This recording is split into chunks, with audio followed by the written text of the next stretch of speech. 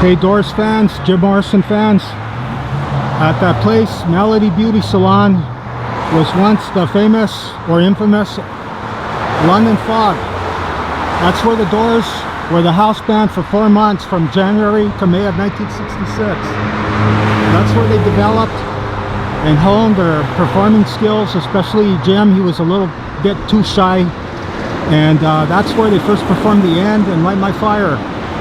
And it shocked a few patrons that would go in there at that time, and that's really saying a lot for that time, because the people that were hanging out here between Hilldale and Clark, and that's incidentally the Whisky, they were pretty much phased to the point where nothing bothered them. But that song pretty much shook them up, especially the Oedipus ending.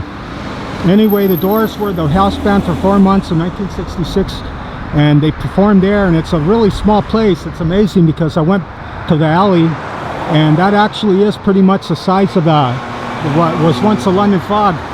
And I've read a few books, and I don't know how they could have accommodated a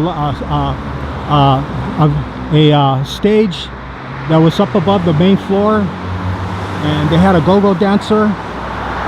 Anyway, the Doors would have probably ended up an anonymous band, because the last night they were going to perform there, they got fired.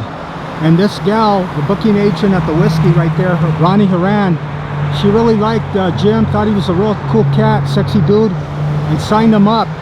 And if there wasn't for that chance signing, the Doors would have ended up probably nowhere, because of all the fame and movie stars, and a lot of the people that would come all over to the famous Whisky. That's how they developed a following, thereby attracting a curious Jack Holtzman. Getting back to the London Fog, this is the club where Jim met Pam. That's apparently that's the case. That's where Pam would come in, and that's where Jim met her. And it's amazing how small this place is.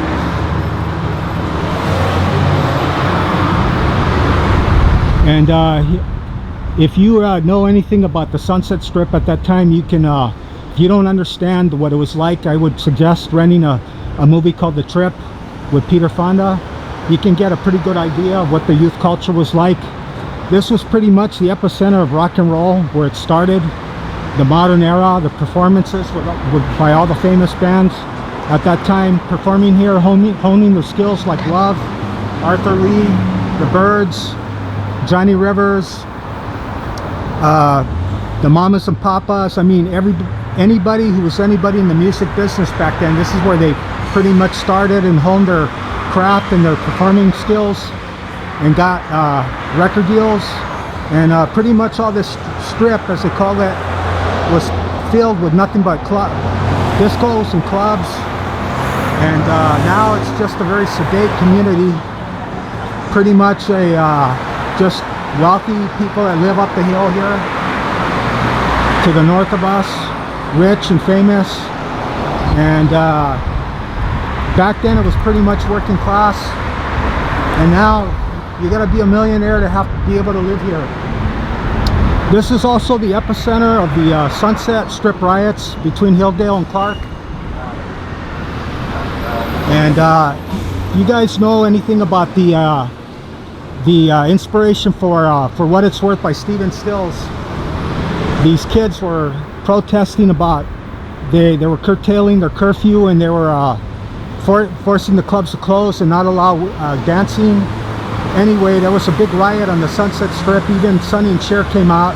Peter Fonda got arrested. Well, my point is, this was the epicenter for the riots, and that's where Stephen Stills got the inspiration for What It's Worth, that Buffalo Springfield released on the early album. Okay, again, this is the London Fog. This is where Jim first performed The End and Light My Fire, and this is where he met Pam. And also, it turned into a place called Whiskey Pete's right after it closed. And then in a couple of famous photographs, this was the Galaxy. There was another club at that time, one of a multiple amount of clubs along the strip.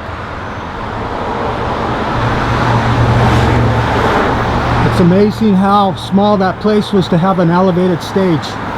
So, and if it wasn't for the London fog, we would have never heard of the Doors. Okay, Doors fans, hope you enjoyed this video.